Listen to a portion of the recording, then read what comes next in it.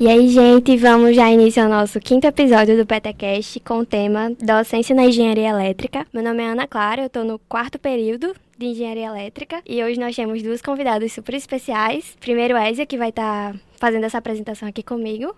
Oi, gente, eu sou Ésia, totalmente no 4º período de Engenharia Elétrica. Também faço parte do PET e a gente tá com a professora Cris Lucy. Ela veio com a gente conversar um pouquinho sobre a docência, né, no nosso curso, que é Engenharia Elétrica. Cris, ela é doutora já, ela também é a nossa professora tutora do PET. Ela se graduou em Engenharia Elétrica em 2001 na UFRN. Seu mestrado também foi na UFRN, de 2002 a 2004, com o título Caracterização de Distúrbios em Redes de Energia Elétrica através da transformada de Wavelet de segunda geração. Professora, me corrija se estiver errado.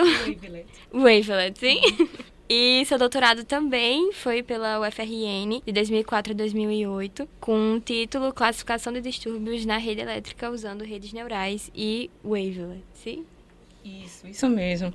Olá, gente, tudo bom? Primeiro, eu gostaria de agradecer muito pelo convite de estar aqui, né? É uma honra, me sinto muito honrada em estar aqui com vocês para a gente ter essa conversa, né?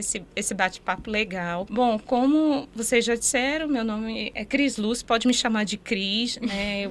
Atualmente eu sou professora do Departamento de Engenharia Elétrica, na verdade, desde 2010, se eu não me engano. Eu sou professora do dedicação exclusiva do Departamento de Engenharia Elétrica. Estou deixando agora a coordenação do mestrado profissional em Energia Elétrica e estou assumindo, como Ésia falou, a tutoria do PET, né? Uma grande responsabilidade, porque, né, substituir o professor Nicolau é uma responsabilidade muito grande.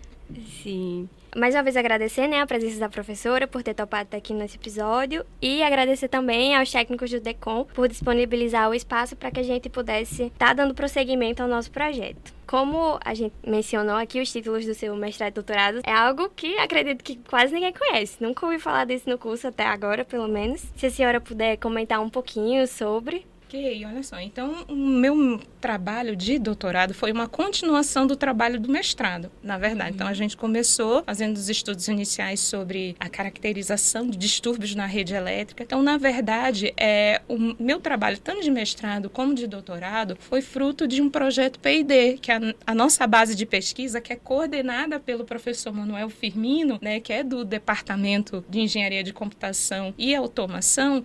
A nossa base de pesquisa tinha com a CHESF. Então, daí surgiu o meu trabalho tanto de mestrado como de doutorado. Então, na verdade, está relacionado à qualidade da energia elétrica. Então, a gente sabe que a energia elétrica, ela, digamos assim, o ideal é que a qualidade fosse a top possível, a melhor possível, mas nem sempre isso acontece, né? Então, a gente, digamos assim, fez esse estudo para poder fazer uma avaliação das perturbações que ocorrem no sistema, que provocam essa perda da qualidade da energia elétrica. E para isso, né, a gente usou essa ferramenta matemática, né, a Wavelet, né, que depois a gente pode falar um pouquinho mais sobre o que ela seria, né? Então, na verdade, usou essa ferramenta matemática e também usou a parte de redes neurais, já na parte do doutorado. Foi uma classificação, a gente fazia uma classificação automática das perturbações. Então, o sistema fazia as medições e a gente passava por um classificador neural. Esse classificador, ele dizia, não, essa perturbação aí, esse sinal, ele tem tal tipo de perturbação. A ideia era essa, desse trabalho, desse projeto. Perfeito.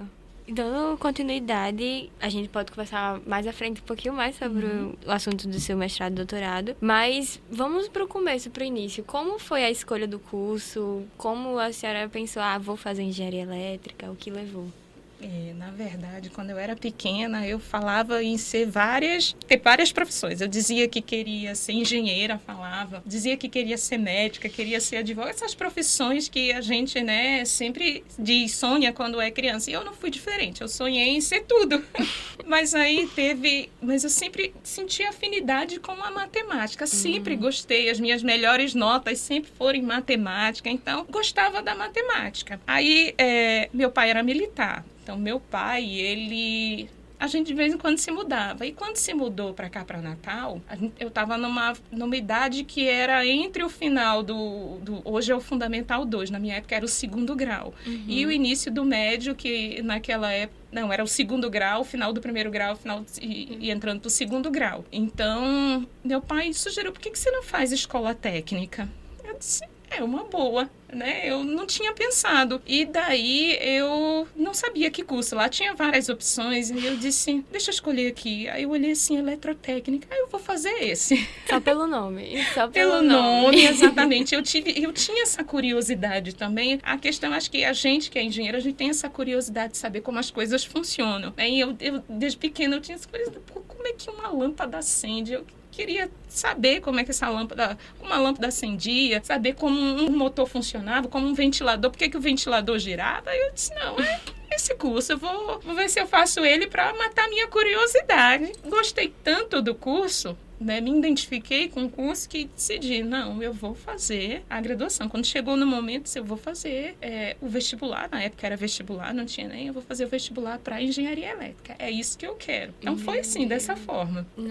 A senhora acredita que ter feito o ensino técnico, além de ter feito com que a senhora decidisse, o ramo que a senhora ia escolher, ele facilitou no seu curso na graduação, de alguma forma? Vamos dizer que sim. No caso, assim, conceitos que são dados no curso, principalmente no início do curso. Alguns conceitos que são dados no início do curso, a gente vê lá. Mas tem uma fase em algum determinado período do curso que todo mundo fica igual. Então, tanto o técnico como o pessoal que não vem do técnico. Todo mundo vai aprender junto. Mas no início do curso, sim, isso foi bastante importante, que a gente conseguiu, digamos assim, se aprofundar mais do que via lá. Então, ajudou, sim, o técnico. Mas digamos que não, digamos assim, para aquele pessoal que vem para o curso de engenharia elétrica, mas que não passou pelo técnico, para não se preocupar que, digamos assim, o aprendizado acaba se igualando no determinado momento do curso. Eu enxergo dessa forma. A gente só tem uma facilidade maior em pegar alguns conceitos. Exatamente. A gente tem percebe que não é tão difícil assim, porque engenharia elétrica em si, os conteúdos, quando você olha, meu Deus, é difícil, é um baque, mas pra gente é mais, não, vamos levar, vamos aprender e vai dar certo.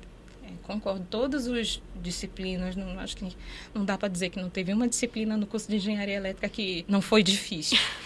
Todas são difíceis, todas têm a sua complexidade. Agora, tem umas que a gente se identifica mais do que as outras. Por isso que a gente pode, às vezes, em algum momento, pensar, aquela disciplina é mais fácil. Não, às vezes é pela questão de identificação. Você gosta mais daquela área, então você se identificou mais com aquela área, então achou aquela disciplina mais tranquila, né? Mas eu concordo. No geral, é bem complexo o curso, sim, e não é um curso fácil.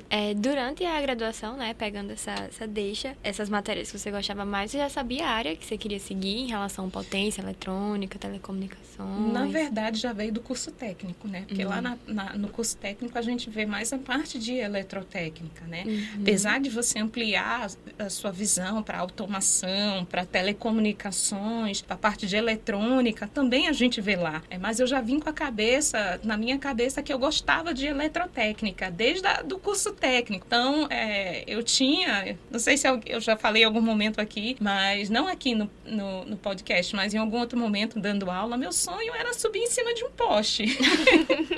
Chegar lá, fazer manutenção, olhar, tá lá em cima. Então, eu já vinha com isso. Desde o técnico, eu já vim com isso. Então, eu já vinha com essa ideia de ir realmente para potência. Quando a senhora entrou, eu considero que, por ter vindo de escola técnica, assim como Ésia, eu tive uma maior dificuldade, ou uma maior facilidade nesse início do curso. Mas a senhora teve algum trauma, alguma disciplina assim que marcou a senhora vez outra sonha que ainda não passou nela, algo do gênero? Olha, eu vou lhe dizer que as minhas maiores dificuldades eram as disciplinas de telecomunicações. Então, pelo jeito, não foi só a minha, né? Tá vendo? Não foi só a minha. Mas a questão mesmo de telecomunicações, talvez por eu não ter aquela afinidade que eu falei, digamos assim, não gostar muito dessa parte, nada contra telecomunicações. Pelo contrário, eu acho muito importante para o curso, mas eu não tive essa afinidade com essa área do curso.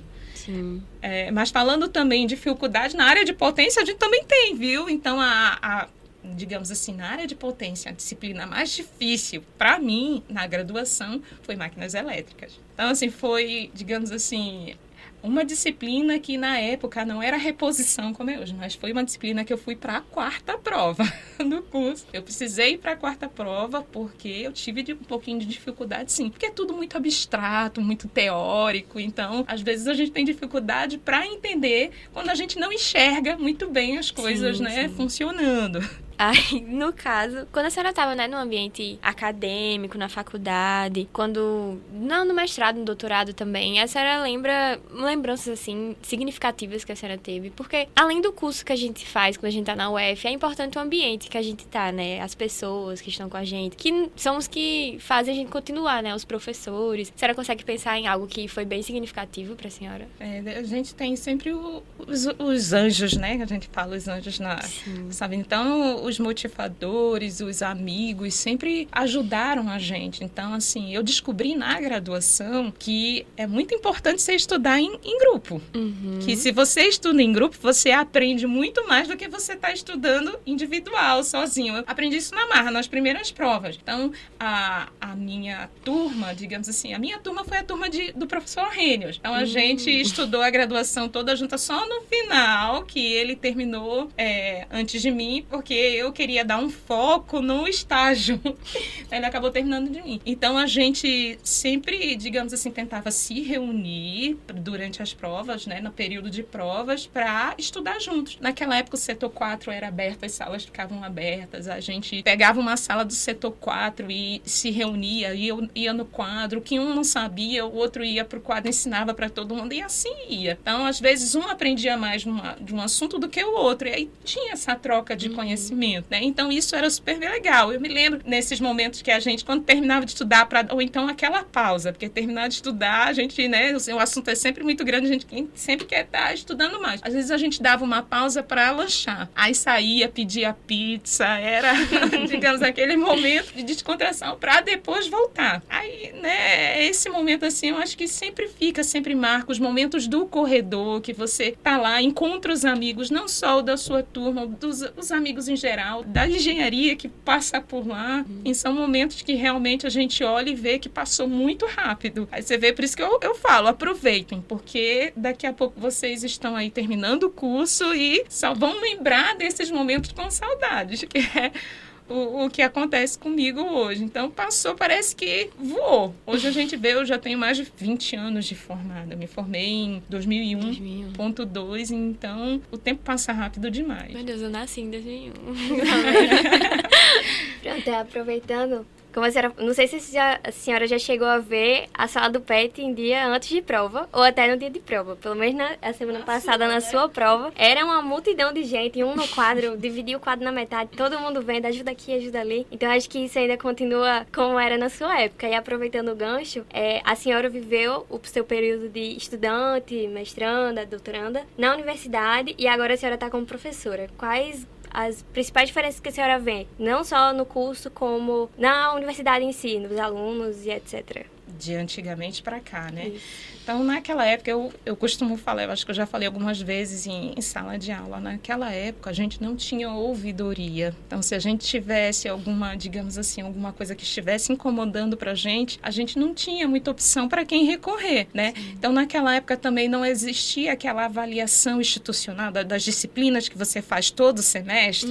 Então, assim, é o que eu digo muitas vezes para os alunos, aquele é o momento de você dizer o que você achou da disciplina que você pagou. Até para, digamos assim, o professor ter uma noção de como é que ele tá, para ver uma crítica que pode ser positiva para o professor tentar mudar em relação a alguns pontos da disciplina dele. Então, é uma coisa que eu vejo bastante construtiva que naquela época não tinha. Então, a gente não tinha essa questão que hoje vocês têm, a questão da avaliação institucional, a questão de ouvidoria. Então, era mais difícil para a gente. Então, o professor mandava e acabou. Então, o que o professor fazia era difícil a gente reverter aquilo ali, porque não tinha quem ouvisse a gente naquela época. Se tivesse, eram poucos os meios. Eu não vou dizer não tinha, mas pelo menos eu não tinha um conhecimento.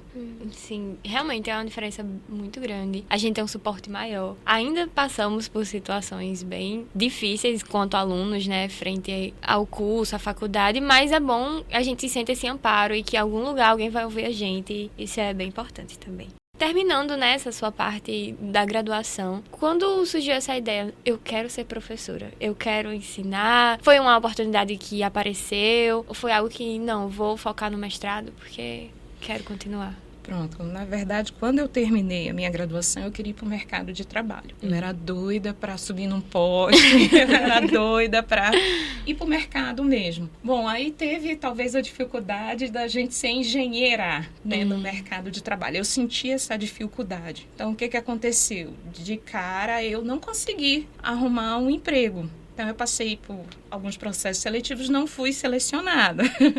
Então, a oportunidade que eu fui, porque era o curso que eu queria seguir. Eu queria seguir isso na minha profissão, porque às vezes a gente vê casos que tem pessoa que se forma numa área e acaba indo trabalhar em outra área. Isso eu não queria para mim. Então, eu queria continuar seguindo na área de engenharia elétrica. Então, a forma que eu vi de continuar e tentar ao mesmo tempo, depois que você se forma, a pressão é grande para você começar a se sustentar, você, né, comprar as suas coisas. Então, a forma que eu vi foi fazendo mestrado. Então, eu fui fazer um mestrado, consegui a bolsa de mestrado, que ajudou bastante, né? E no primeiro congresso que eu fui, eu vi que era aquilo que eu gostava. Eu disse, é isso que eu quero pra mim. Eu me encontrei, eu disse, é isso que eu quero pra mim. Aí complementou também com a questão do estágio docente, que a gente ia para a sala de aula, né, fazendo estágio docente. Então, assim, é isso que eu quero para mim, eu gosto disso. E a partir daí eu comecei realmente a pensar na área acadêmica. Já me desliguei mais do mercado de trabalho e comecei mais a pensar na área acadêmica. Tanto que tiveram outras oportunidades, né, para ir para o mercado de trabalho. Então, teve um processo seletivo que eu fiz, por exemplo, uma indústria lá de Manaus, que eu estava indo muito bem. E essa indústria tinha sido até chamada para fazer uma entrevista lá em Manaus. Eu teria que ir para Manaus. E eu disse, eu não vou não, porque não é isso que eu quero. É isso que eu quero não. Eu quero seguir a área acadêmica e eu vou terminar o meu doutorado e vou tentar concurso, o que era horrível. Vocês não têm ideia, porque eu acho que uma das poucas da minha turma que decidiu seguir 100% pela mestrado, doutorado, para seguir a carreira docência. Então, o que acontece? A gente sempre tem as reuniões que a gente faz no final do ano, que se encontra com os amigos, né? Aquelas reuniões da turma, e quando tinha, era eu chegando de ônibus, os meus amigos já melhores, né? Já bem trabalhados, tinha o pessoal que estava na Cosern, pessoal que estava trabalhando na Petrobras, tinha passado no concurso da Petrobras e estava bem, então o pessoal estava bem melhor do que eu e a gente ia lá, né? Aí ficava, porque na época que eu terminei, era uma época que não estava saindo concurso para professor, então a Universidade Federal estava passando por várias greves, a questão das greves também, que, enfim, a universidade estava ficando sucateada, então era uma questão que a gente não tinha ideia se ia ter concurso ou não para professor. E teve um momento que eu me questionei também. Meu Deus, será que eu tomei a decisão certa? Porque, não sei, não tem perspectiva de concurso. Mas até que, graças a Deus, lá melhorou, né? Mudou o governo e a questão melhorou. Apareceram concursos. Tanto que surgiram vários institutos federais. O IFRN abriu em todo o Brasil. Então, foi, digamos assim, eu respirei aliviado depois dessa época. Eu disse, não, realmente, graças a Deus, foi a decisão certa. Porque eu consegui fazer o que eu queria fazer, né? Sim. Que eu gosto de fazer. A senhora mencionou que decidiu depois entrar no mestrado, né? E no mestrado, muitas vezes o processo seletivo pra gente entrar envolve artigos que você já publicou, trabalhos já feitos, essas coisas, né? Durante a sua graduação, a senhora participou de projetos de pesquisa, fez projeto de pesquisa em si. Acredito que não tinha entidades na época, né? Não tinha. Outra questão, bem lembrada, aquela questão das entidades. Não tinha, só tinha CA. E mesmo assim, o CA daquela época não era, digamos assim, bem participativo, como o CA é hoje, né? O pessoal. Mas, enfim, realmente eu tive uma bolsa de iniciação científica, acredito ou não, na área de telecomunicações.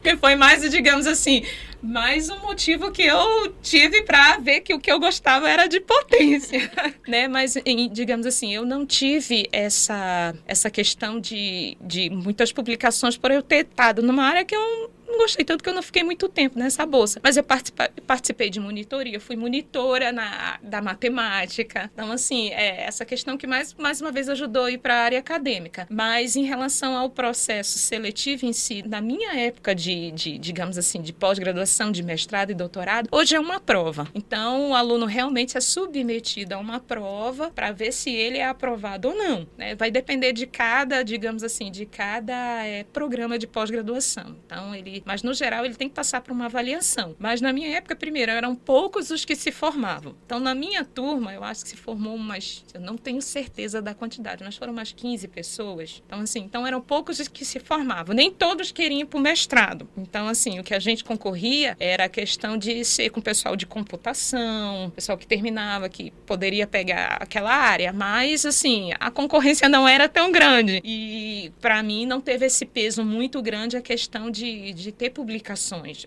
Naquela época, não. Hoje mudou muito de lá para cá. Então, vai depender realmente do programa de pós-graduação, a questão da entrada dos alunos. Então, a questão do mestrado profissional, que eu tô saindo da coordenação agora, né? Nós temos um novo coordenador já eleito, que é o professor Max, e o vice-coordenador vai ser o professor Tiago, e eles, digamos assim, o mestrado profissional hoje a gente faz o processo seletivo, lança o edital, então o edital ele explica tudo bem direitinho, você tem que elaborar um projeto, um pré-projeto, esse pré-projeto vai ser avaliado, vai ter uma nota, passar pela avaliação do professor, então dependendo da quantidade de candidatos, o candidato ele vai lá, defende, fala sobre o projeto diante de uma banca avaliadora, então vai depender muito digamos assim, do programa de pós-graduação mesmo, de como funciona essa questão da entrada de aluno. Sim, vou só fazer mais uma pergunta, pegando ainda esse gancho da graduação. Qual foi o tema do seu TCC? Ele teve alguma coisa relacionada já com seu mestrado, seu doutorado, ou ele foi numa área diferente já? O projeto pedagógico do curso, do meu ano, era diferente do de vocês. Então, teve uma alteração, se eu não me engano, foi em 2007. Então, na minha época, o TCC, ele não era obrigatório.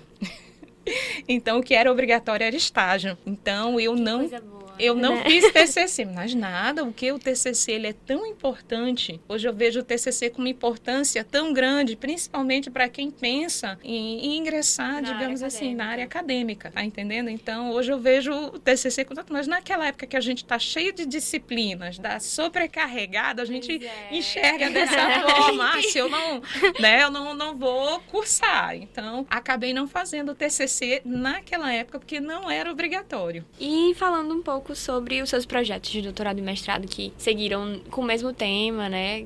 Como a senhora gostaria de falar um pouco sobre eles?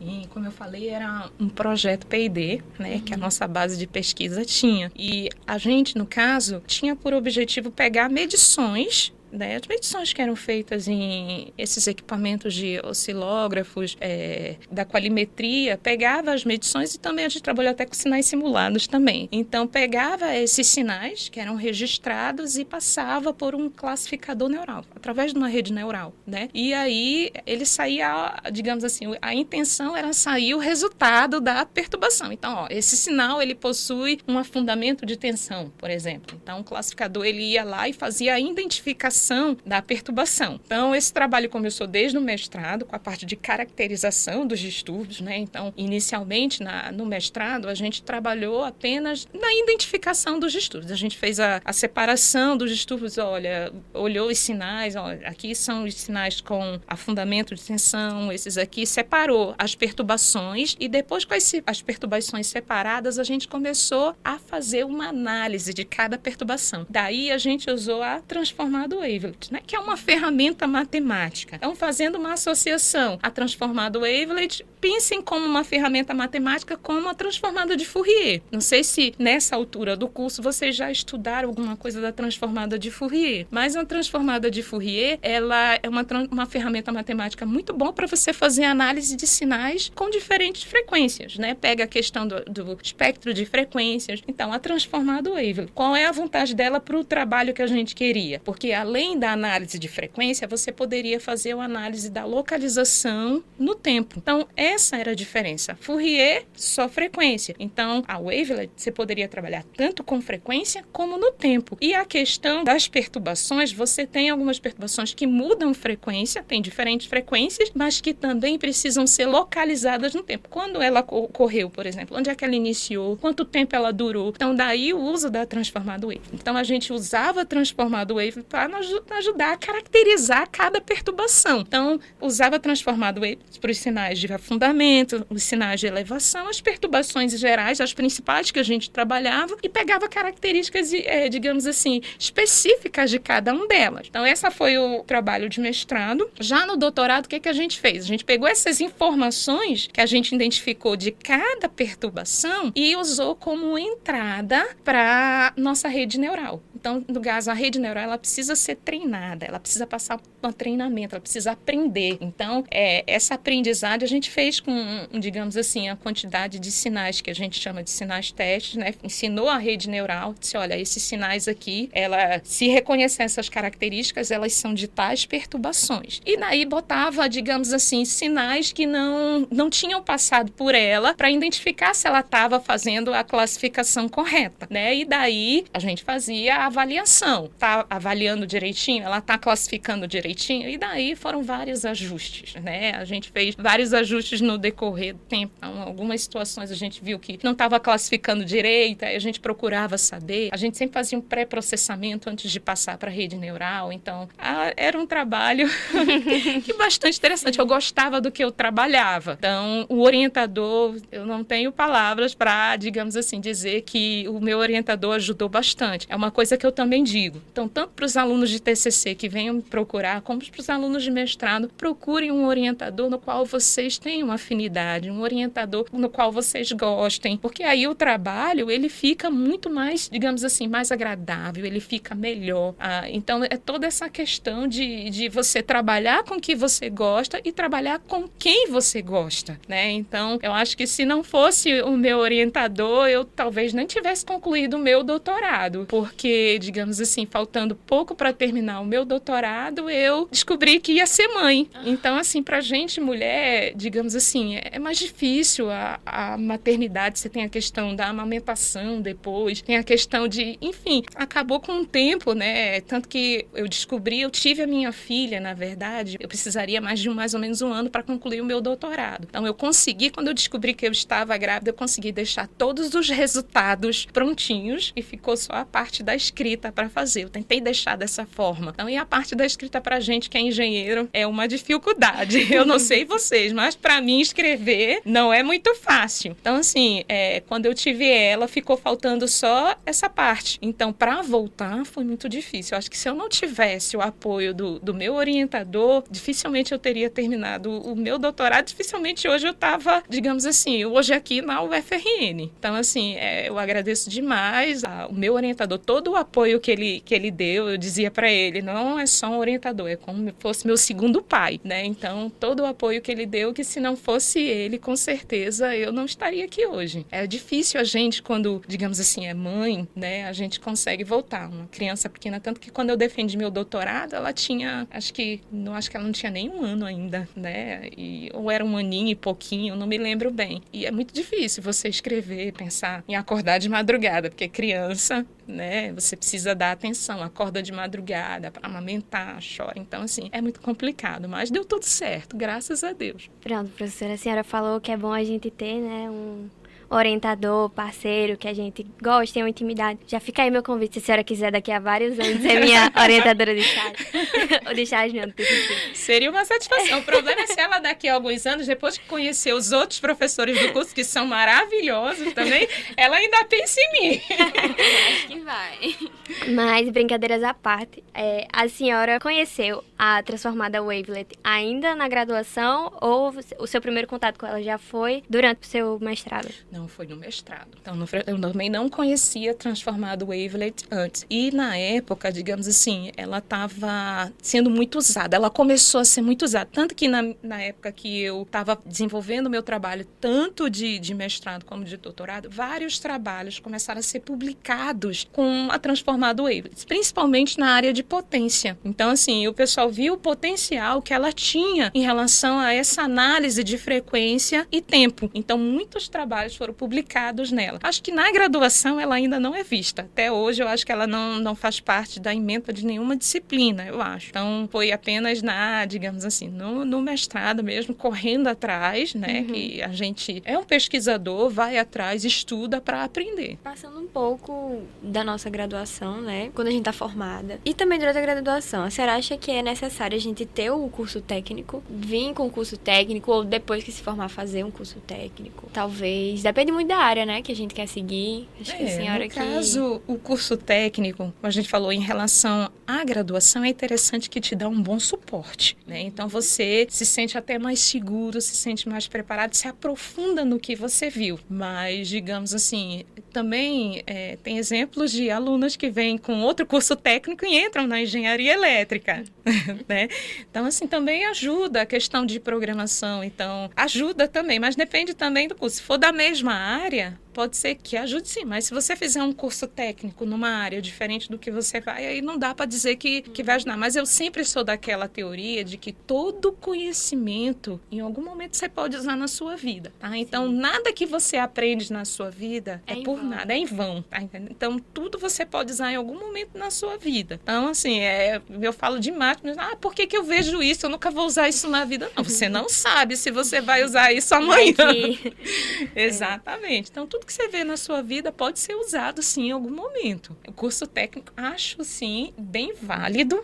Foi um dilema que a gente teve lá em casa, porque a minha filha, hoje, ela fala em ser arquiteta. Ela quer fazer arquitetura. Então, aí, a gente pensava, você quer fazer o curso técnico? Porque aí tem a questão de edificações, né? Aí ela ficou muito em dúvida, disse, olha, a gente não vai pressionar você, mas você sabe que as vantagens são essa, aquela, enfim. Aí ela chegou com o tempo, na hora da inscrição, ela disse, olha, eu decidi que não quero, porque pode ser que eu, no final, acabe mudando de área. Vai que eu pense em mudar de área. Não quero, lá na frente, vai que eu não quero fazer arquitetura. Pense em outra coisa. Então, você está certo. Está muito nova, né? Dá para esperar um pouquinho. Faça as disciplinas que você tem que fazer do seu ensino médio e decida, então, o que você quer. Porque, digamos assim, acho que se você está inseguro em relação ao que você quer seguir na sua vida profissional, então é melhor você conhecer tudo. Então, conheça. Porque quando a gente vai, pelo menos para o de eletrotécnica que eu fiz, então a gente via muito pouco de biologia, via muito pouco de geografia, muito pouco de história. Então, assim, como é que você vai saber se você vai querer seguir uma profissão que se aprofunde mais nessas áreas, nesses temas, se você não conhece direito? Então, por outro lado, se você tem certeza que você quer fazer isso, quer fazer arquitetura, por que não já começar com técnico? Talvez a questão dela tenha sido essa questão da dúvida. Ela questão, pode ser que eu mude lá na frente. Mas, se não, eu aconselharia sim. Se você tem certeza do que você quer, por que não fazer? Eu acho que ajuda muito, sim. Hoje em dia a gente percebe que cada vez mais,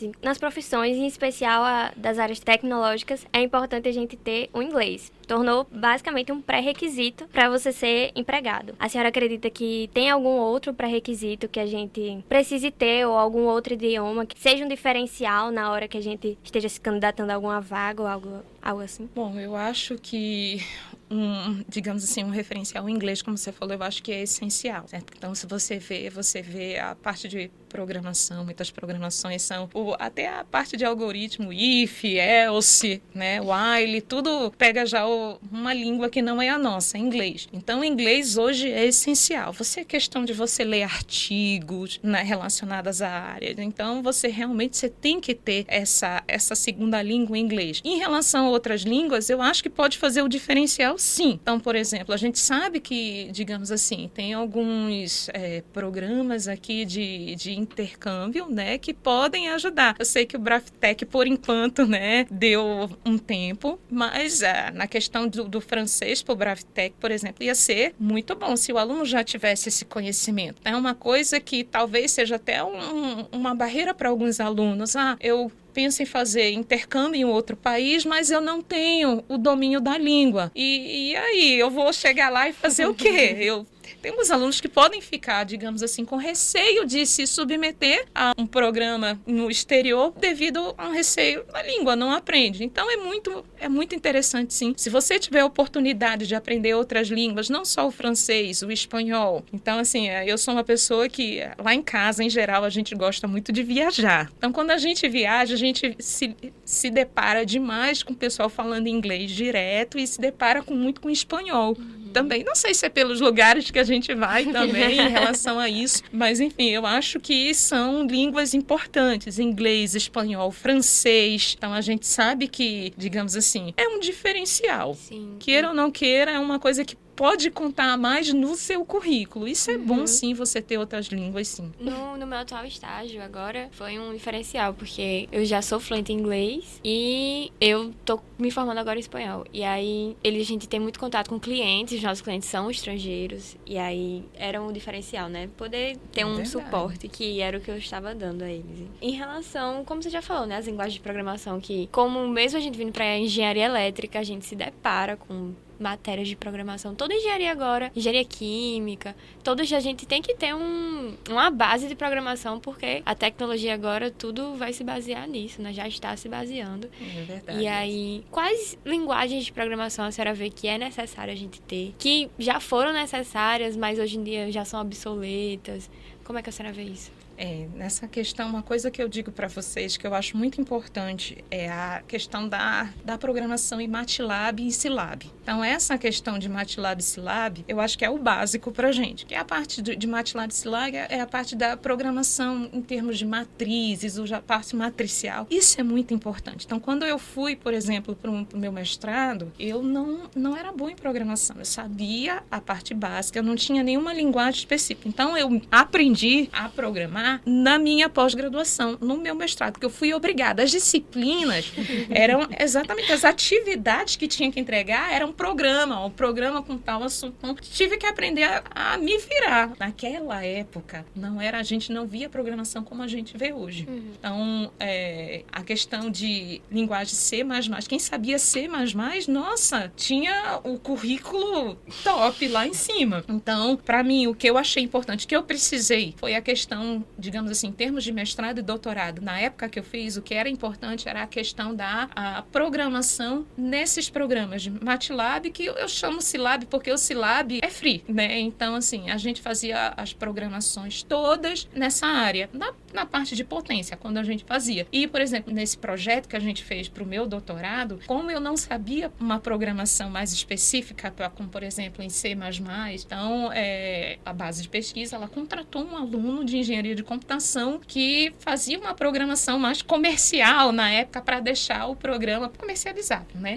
Então, mas eu particularmente, para mim a importância foi essa linguagem ele pegou toda a minha programação, tudo que eu fiz no Scilab e passou para outra linguagem, que se eu não me engano foi C++, se eu não me engano, não tenho certeza, que foi na época exatamente que eu estava afastada por causa da minha filha que estava nascendo, né? Mas hoje em dia a gente vê linguagens, né?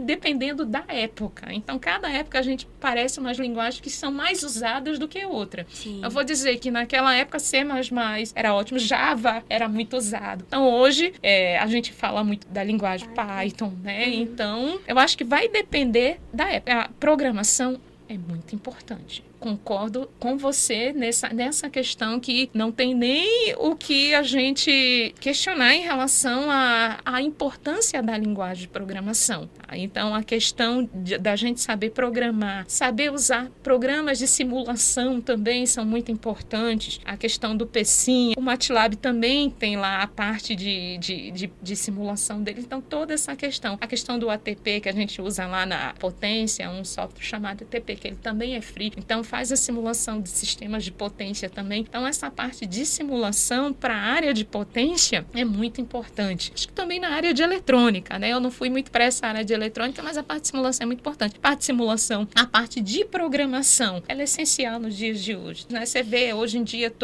digamos assim, todo curso de engenharia existe realmente uma programação, seja ela até engenharia química, como você falou, Ézia. Eu acho que todas, no meu estágio, por exemplo, muita coisa para ser automatizada, né? Em relação ao dia a dia, os escritórios. Exato. E aí pedem pra gente, né, que vem da engenharia, que tem essa carga, desse conhecimento, para fazer essas automatizações. Ela mencionou agora estágio. Em engenharia elétrica, em geral, acredito que os estágios podem começar a partir do terceiro período, que foi o meu caso e o de Ézia. Sim. A gente já começou bem cedo e no início do curso a gente tem basicamente matemática, física. A gente não tem matérias específicas do curso. Então, a senhora considera que entrar no estágio cedo, ter mais de uma vivência de estágio em locais diferentes, vale a pena? Eu acho que vale a pena. Se você entrar no estágio cedo e não parar só nesse estágio. Então, se você chegar a estagiar só nesse momento, no início do curso, eu posso dizer que você realmente não vai ter um bom aproveitamento como você teria se fosse no momento posterior no seu curso, quando você tivesse aprendido mais disciplinas específicas do seu curso. Mas eu acho que vale a pena se você não parar nesse estágio. Você termina esse estágio e depois você pode conseguir outros estágios. Então, tanto que uma coisa que eu aconselho quando, digamos assim, eu estou orientando algum aluno na atividade de estágio, a primeira coisa que eu pergunto é: qual é o seu período? Professora, eu estou no 5º período. Olha, então vamos ver se segura mais um pouquinho a sua defesa de estágio na atividade, não se matricule ainda na atividade. Por quê? Porque eu acho que você ainda pode aprender muito mais. E se você aprende muito mais, o seu relatório, a sua apresentação, ela vai ficar muito mais rica, muito melhor do que se você fizesse hoje. Então, resumindo, acho que estágio cedo vale a pena sim, desde que você não fique só nesse estágio. Seja, digamos assim, um estágio inicial para você e que depois você continue a estagiar. A gente sabe que o estágio, ele no máximo são 2 anos pela lei do estagiário. Então, você pode ficar 2 anos no estágio e depois, como você está no início do curso, você pode encontrar também outros estágios relacionados à área. Até porque, às vezes, a gente encontra aluno com dificuldade em estagiar. O nosso estágio no nosso curso é obrigatório. Então, por exemplo, nesse semestre teve aluno que procurou: professor, eu preciso terminar o curso e não estou conseguindo estágio. Estou com dificuldade em estagiar. Então, se você tiver já estagiado, por mais que tenha sido lá na frente, né, você já pode contar essa atividade para você, digamos assim, fazer a defesa do seu estágio, que é uma atividade obrigatória. Então, se vocês tiverem a oportunidade de estagiar cedo, não percam essa oportunidade, não. O que eu aconselho é a não se prender só nesse estágio, tá? Porque como vocês estão ainda, digamos assim, tendo a maturidade de aprender sobre o conteúdo do curso, vocês ainda têm muita coisa para aprender lá na frente. Digamos assim, um estágio posterior seria muito mais enriquecedor do que um estágio no início do curso. Mas não perca a oportunidade, que eu acho que tudo é um aprendizado. A senhora mencionou que atrasou um período, né, na sua faculdade por conta do estágio, que a senhora tem uma expectativa grande, né? Esse foi sua primeira experiência como estágio, a senhora? Foi a minha primeira experiência como estágio. Então, eu tinha uma expectativa muito grande para estágio, como você mencionou e eu tinha mencionado antes. Então, assim, a minha expectativa foi tão grande que eu decidi deixar o último período do curso só para o estágio. Eu pensava, não, um estágio, se eu conseguir um estágio em outro estado, como eu tô só com essa atividade pendente, eu vou. Aquela questão de, eu consigo estágio e quem sabe tem a perspectiva de emprego posteriormente. Então, eu estava, assim, bem animada com o estágio. Então, tanto que, digamos assim, eu consegui o estágio, né? Eu estagiei na COSERN, um estágio muito bom. Gostei muito da área que eu estagiei, na parte que eu estagiei. Eu fazia o estágio fazendo a análise de fluxo de carga, olhando a questão de entrada de novos consumidores, a questão de cabeamento, enfim. Essa parte foi bastante interessante, mas, digamos assim, daria para concluir antes, não precisaria deixar só o semestre apenas para o estágio. Então, assim, a gente aprende, né, com a experiência, por isso que eu digo hoje. Então, assim, se você tiver a oportunidade de estagiar, antes estagia, certo? É uma experiência que você vai ter. Aí, no meu caso, eu deixei para o final, apenas para o final, com toda essa expectativa. Foi excelente o trabalho. O estágio aprendi bastante, mas hoje eu vejo de uma forma diferente. Aí eu não deixaria só para o final. Se eu tivesse a oportunidade antes, eu faria antes e posteriormente faria outro também. Perfeito. No mercado de trabalho, né, quando a gente fala de estágio, essa sua perspectiva de ter sido contratada, né, pela COSERN, no seu tempo, dentro da COSERN, você via mulheres na área de engenharia? Com certeza não. Nesse setor que eu trabalhei, não tinha engenheira, mas tinha uma técnica. Se não me engano, o nome dela era Conceição, faz muito tempo. Acho que eu terminei em 2001, foi nessa época de 2001 mesmo eu fiz. Então, tinha uma técnica, inclusive ela me ajudava bastante. Tinha uma técnica, eu só me lembro dela, engenheira não, mas tinha uma técnica e ela me ajudou bastante no estágio. Então, naquela época, o mercado já era mais difícil, até porque também não tinha muitas mulheres na área de engenharia. Até hoje não tem. A gente não tem na elétrica, mas comparado daquela época tem, digamos assim, hoje está melhor, do que foi na minha época de graduação. Hoje a gente vê mais meninas. Na nossa turma, por exemplo, minha turma hoje de circuitos elétricos, tem vocês duas, tem Ana Stephanie também, então tem 3, tem 4, 5, enfim, tem bem umas 8 a 10 meninas lá na turma. Na minha época, quando eu entrei na minha graduação, era eu e mais 2. E dessas 3, só 2 concluíram. Então, assim, é mais difícil. É mais difícil. Mas hoje a gente ainda consegue ver que tem esse crescimento, mas não é algo que ainda atingiu um percentual mais aceitável, vamos dizer assim. Porque a minha turma eram 45, só tiveram 13 meninas de 45. Realmente, comparado à sua turma, foi um avanço muito grande, mas é algo que ainda não atinge o que deveria ser atingido, né? A proporção, né? A proporção. Meio tá distante ainda desse meio a meio. Mas é isso, né? Acontece muito também evasão de meninas do curso de engenharia.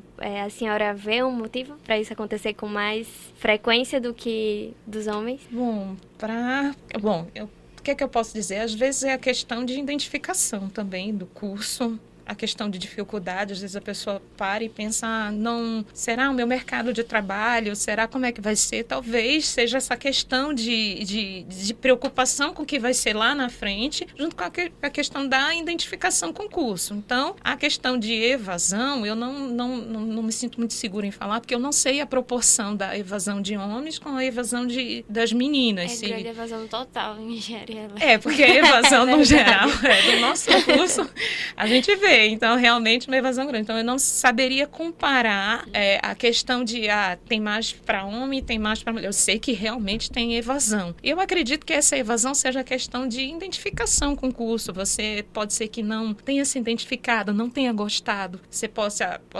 enfim, futuramente lá ver que gostou de... eu vi uma disciplina de uma outra engenharia e eu acho que eu vou para outra engenharia. Então, já teve alunos que pagaram disciplina comigo e falaram, professora, mas eu estou aqui, mas eu vou entrar no outro curso, na outra engenharia.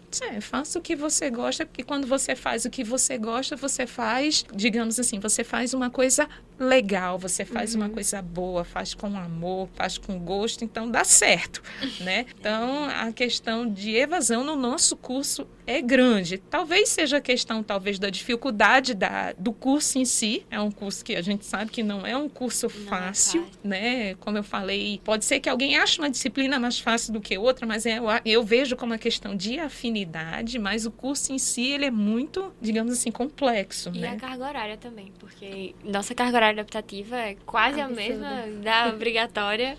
E o fato de que, por ser uma engenharia, por a gente estar trabalhando com matemática e física, tem que ter exercício, tem que ir pra casa, você tem que ter outra carga horária em casa pra estudar. E muita gente não consegue isso, principalmente pessoas que trabalham. Então é um curso que você tem que se dedicar completamente a ele. E por isso muitas pessoas demoram a se formar, né, em engenharia elétrica. É muito difícil conseguir se formar nos 5 anos, né, 5 anos e meio. Verdade, Então, verdade. É um curso que traz essa evasão porque ele é um curso que não é muito acessível, né, para o público que ele deveria atingir. Verdade. Tanta coisa da evasão. Meu marido é arquiteto. Então, eu digo que às vezes a gente trocou de curso, né? Porque a arquitetura tem mais menina e engenharia elétrica tem mais menina. Às vezes eu digo que a gente trocou de curso. Mas então ele decidiu fazer de novo universidade. Aí fez o Enem, aí passou para engenharia ambiental. Aí tentando cursar a disciplina à noite. Trabalha o dia todo, aí vai fazer à noite as disciplinas. Aí ele chegou para mim, eu não aguento mais. Ele disse, eu não tô aguentando, eu vou desistir. Eu disse, por quê? Eu tô aqui cansado, eu tô aqui com a coluna, vem a idade. Também a questão de você estar sentada ali. Ele tem um problema na coluna desde a época da arquitetura, que ele sentava todo torto para desenhar. Então, ele tem escoliose. Então, ele tem a questão da coluna, tem a questão do tempo, do cansaço. Então, ele acabou de da complexidade mesmo da disciplina. Ele começou no básico. No básico, ele já sentiu essa dificuldade. E aí, assim, fica mais difícil também quando você tem, digamos assim, outros compromissos. Né? Por isso que eu digo, aproveita enquanto vocês, digamos, quem tem dedicação, pode estudar, só ficar estudando, aproveita esse momento. Porque depois que você, digamos assim, consegue um emprego, você começa a trabalhar, ou então você forma uma família, fica muito mais difícil você conseguir concluir alguma coisa. Talvez a questão da evasão seria interessante ver o perfil do aluno que, digamos assim, acaba desistindo do curso, né? A questão desse aluno, será que esse aluno tem um outro emprego? Será que esse aluno ele tem uma família? Enfim, essa questão do perfil do aluno, que eu acho que tudo isso conta também. Sim, certo. A senhora mencionou que no seu estágio não tinha uma presença de engenheiras, mas teve uma técnica que lhe auxiliou bastante. Quando a senhora começou a trabalhar aqui na UFRN, o departamento, eu não sei se tem mais alguma professora além da senhora efetiva, de dedicação exclusiva. Não tem não. Efetiva não. Não, que tem lei de Tem lei de ano. Pronto, como foi para se adaptar a estar realmente no ambiente de trabalho rodeada de homens, 100% por homens? Vamos dizer que a gente já veio adaptação desde a graduação todinha. Na escola técnica, né? A gente já veio com essa adaptação. A gente já estuda só com homens, com meninos. Então, a gente já vem se adaptando desde cedo. E no meu caso, eu sempre, digamos assim, sempre me dei bem com tanto os meus colegas como os meus professores. Então, eu sempre fui muito bem respeitada. Então, sempre me senti bem, digamos assim, confortável ao lado deles. Então, na época que eu entrei no departamento, tinha a professora Rosa, mas ela já estava aposentada. Tanto que quando eu entrei no departamento, depois de uns anos, ela entrou como professora visitante também. Aí ficou eu e ela. Agora tem Leidiane, né, que é professora substituta. Mas olha, a qualquer momento eu acho que pode entrar uma professora do sexo feminino, sim, para ajudar no departamento, porque, digamos assim, está aumentando. Não, digamos assim, na mesma proporção, a quantidade de meninas não está na mesma proporção dos meninos, mas está aumentando a quantidade. Eu acho que a qualquer momento, num concurso desse, sim, pode vir, digamos assim, uma professora para o nosso departamento, que eu acho que ia ser muito bem, muito, será muito... Está na hora, digamos, de reforçar essa representatividade das mulheres no departamento de engenharia elétrica. Foi até algo que a gente conversou na mesa redonda que a gente fez, né, ano passado, sobre a representatividade, né? A gente tá lá na sala de aula e vê que tem uma mulher dando aula pra gente, a né? motivação uma também, motivação, né? de continuar, de poder fazer o trabalho dela, porque na maioria dos nossos anos, né, a gente só teve professor homens e não tinha essa presença feminina. Então é importante também trazer o conforto, né? Uma aula que a gente possa sentir mais confortável com a senhora para poder chegar, abrir, conversar sobre os problemas. Então é importante ter. Concordo, mas eu acho que pode ser que isso mude, né? Tem muitas, digamos assim, engenheiras se formando doutoras e, digamos assim, eu acho que num concurso desse a gente pode sim conseguir a aprovação de uma professora para entrar no departamento. Se Deus quiser. Tomara. Professora, para a gente, né, finalizar mais nosso podcast, nosso episódio agora, a senhora gostaria de falar mais sobre a sua atual profissão mesmo, o que a senhora faz hoje? A senhora gosta de ir para a sala de aula? A senhora é professora de circuitos elétricos desde que a senhora entrou no departamto, não é isso? Isso, desde que eu entrei como efetiva. Como efetiva. Eu também eu fui professora substituta antes. E quando eu fui professora substituta, eu fui no departamento de engenharia de computação e automação. Eu dava aula de métodos computacionais, era de métodos computacionais, exatamente. E depois, quando eu passei no concurso para engenharia elétrica, para o departamento de engenharia elétrica, quando eu entrei no departamento, eu entrei eu entrei na disciplina de circuitos, dividindo com o professor Firmino, eram 2 turmas, então... abria 2 turmas, a turma dele e a turma minha, e com o tempo o professor Firmino, ele largou a disciplina, porque ele é do departamento de engenharia da computação, estava ajudando o departamento de engenharia elétrica, então com o tempo ele largou a disciplina, eu fiquei sozinha na engenharia elétrica. E quando eu entrei, eu também, acredite ou não, eu dei aula de fundamentos de eletrônica. É aquela história, quando você entra, quando você é professor substituto, você tá lá pro que der e vier. É verdade. Então você não tem muito o que reclamar, não. Então eu também dei aula de fundamentos de eletrônica quando eu entrei no departamento. Então, essa questão das aulas, eu gosto de dar aula, gosto de estar em sala de aula. Hoje eu dou aula de circuitos, dou aula também para eletrotécnica básica, que são para as outras engenharias, e também dou aula na pós-graduação, lá para o mestrado em energia, na parte de qualidade da energia. São as disciplinas. Em relação ao profissional, além de dar aula, a gente também, eu participo do mestrado profissional em energia elétrica. Então, a gente orienta os alunos, ajuda lá a formação deles. Então, é bem interessante porque os nossos alunos do mestrado profissional, eles são alunos já que estão no mercado do trabalho. Então, o programa, ele é voltado exatamente para quem já está no mercado de trabalho, o que pode ajudar, porque porque as nossas aulas, por exemplo, são oferecidas no turno da noite. Então, digamos assim, o nosso programa ele não oferece bolsa, porque já é voltado para o mercado de trabalho. Então, o aluno, ele, digamos assim, ele consegue fazer as disciplinas no período noturno e consegue conversando com o professor também no período no qual ele possa conversar. Ele tem a disponibilidade junto com o professor de trocar as ideias, de conversar, de fazer o desenvolvimento do trabalho dele. Então, esse, digamos assim, é o diferencial do nosso mestrado em relação ao acadêmico, né? Então, eu participo do mestrado profissional em energia elétrica. Na verdade, estou deixando a coordenação agora, como eu tinha conversado, né? Falado antes. Então, a gente orienta, né?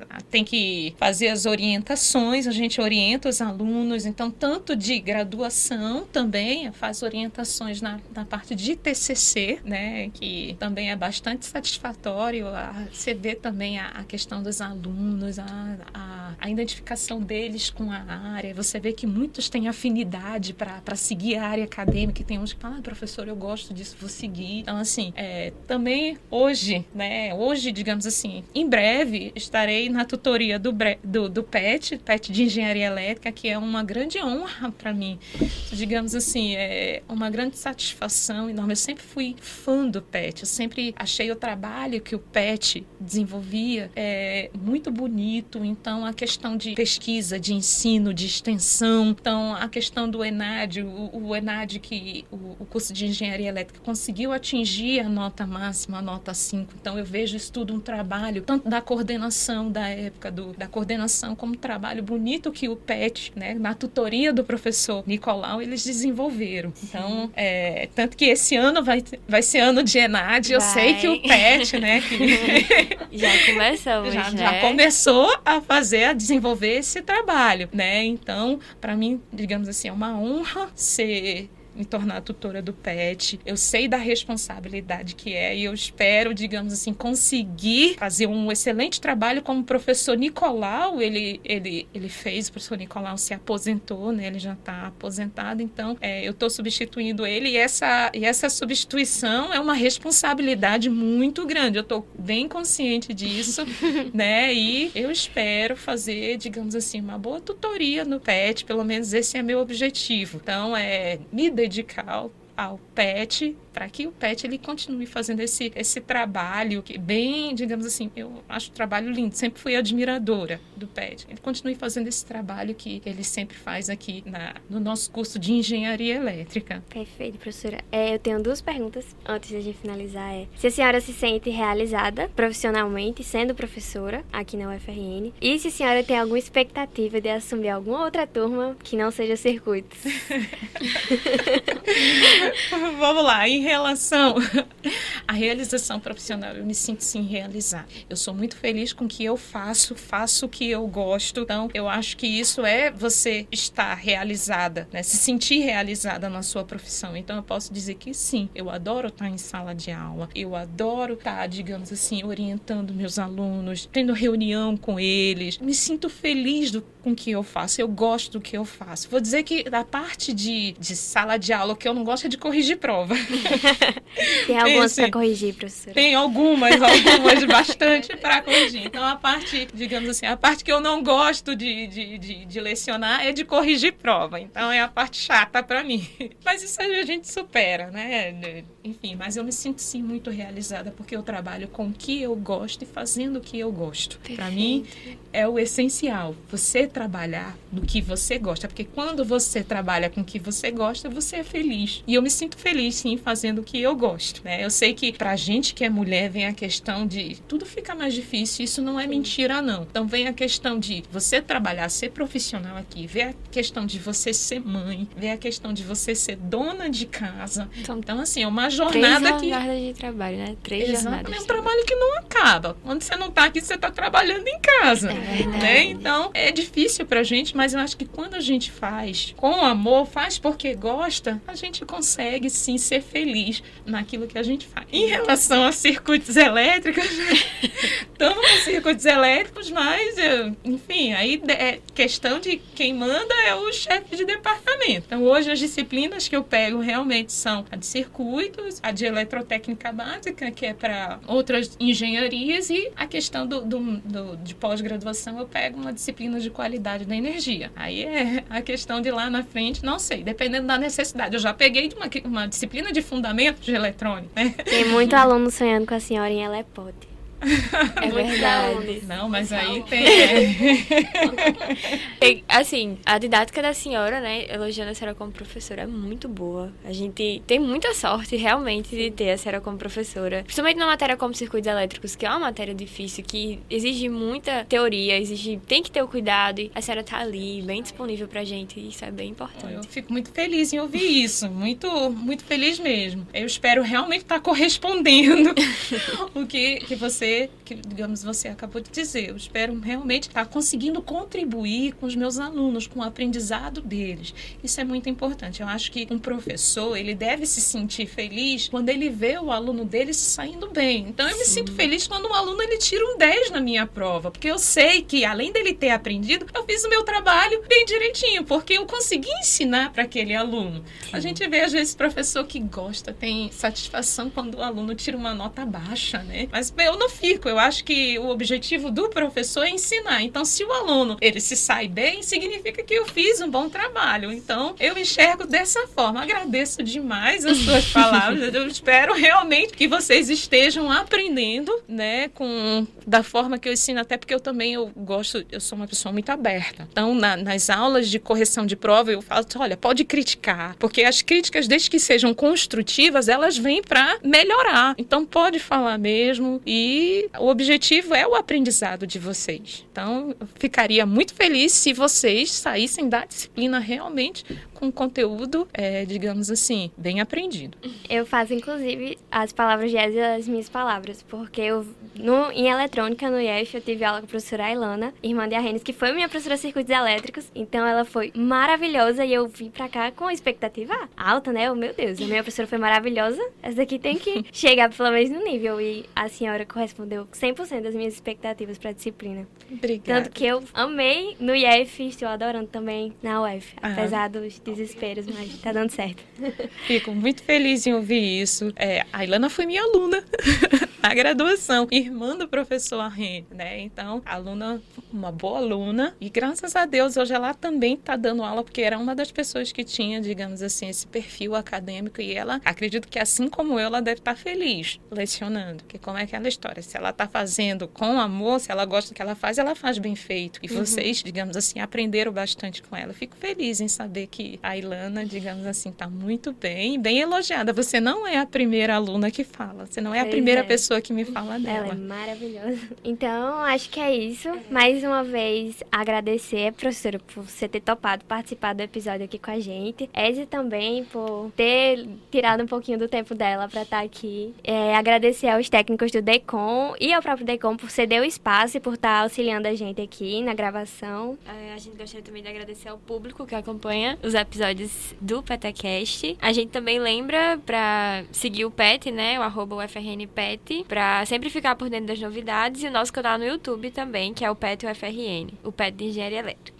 Só lembrando que o episódio vai ser postado no Spotify, no Google Podcast, e vamos passar agora a palavra para a professora, se a senhora tem algo a dizer. Eu só tenho a agradecer. Muito obrigada, gente, pela chance de estar aqui conversando com vocês. Para mim é uma honra estar aqui, uma satisfação muito grande. Muito obrigada também pela forma que o PET está me recebendo, né? Eu me sinto muito bem acolhida no PET. E é isso aí. Muito obrigada por tudo. Desejo tudo de bom para vocês. Muito sucesso, e vamos botar esse PET para frente. Obrigada. Né? Sim. Então é isso, gente. Até o próximo episódio.